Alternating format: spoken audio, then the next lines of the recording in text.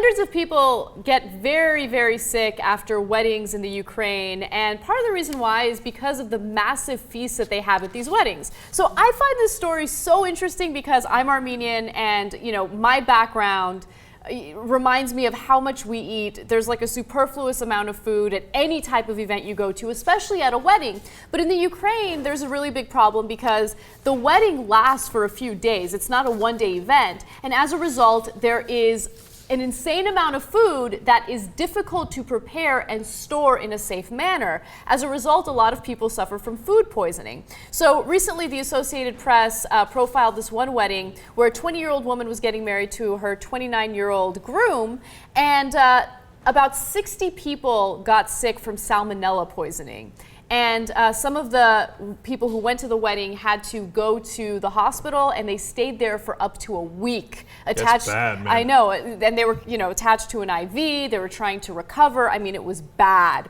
And I love learning about other cultures and all the different types of foods that they have at their wedding. I want to. Oh, this looks great. Let me read you the list of food that was served at this wedding. It's incredible. Meat patties, pate, stuffed cabbage rolls, meat rolls, sausage, salads, chicken wings, 12 round loaves of bread, fried steaks, smoked fish, pancakes, and much more.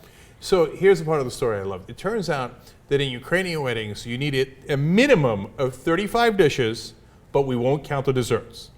That's insane. Now, ironically, this story is supposed to turn me off to Ukrainian weddings. Hey, wait a minute, maybe you shouldn't make that much food. You're gorging. It's not the right way to go. I mean, and it explains the vomiting and the diarrhea these people had for a week. Food poisoning is really bad. I've had it a couple of times. Yeah. For a week, that's a disaster. And by the way, all of this food is homemade. It's homemade, which means that it's not made in a big restaurant with these big refrigerators where you can store it properly. Usually they're trying to put it in their own refrigerators. There's not enough room, so they go to a neighbor. They ask if they can use the neighbor's refrigerator. A lot of times it's just not stored properly, which is why it goes bad, and then people eat bad food and get sick. Now, in the midst of that story, I thought, Ukrainian wedding.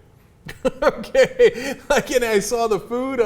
I would have been tempted to try it, even knowing there was salmonella in there. Oh my God! Oh my God! Okay. So, by the way, one of the people that made the food said, no. It couldn't have been anything that we prepared. It was probably some of the eggs that we got from the local market. Because, when we prepared our own food, like they had butchered a pig and cut it up and put it into the food, which is apparently part of the tradition. Sounds a lot of fun.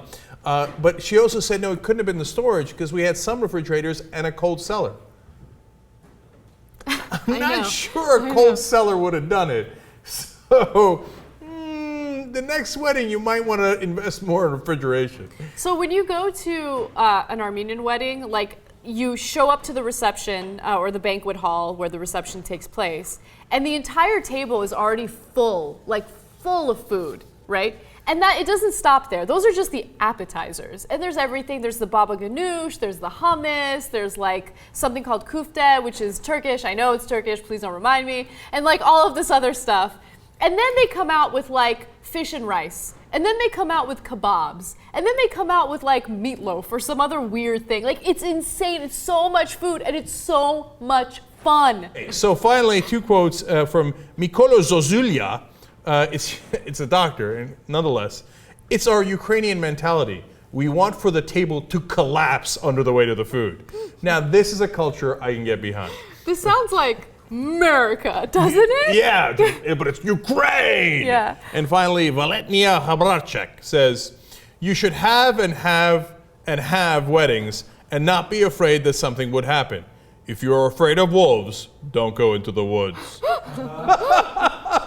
That must be some Ukrainian saying, but that doesn't even make any sense.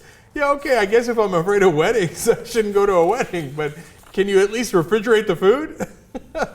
And look, of course, it's a generalization, and they're using this as an anecdote. It's not against all Ukrainian people, and as you can tell, we actually love your culture.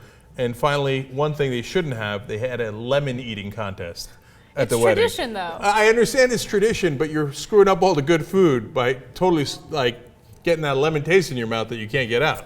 I'm just saying, word to the wise.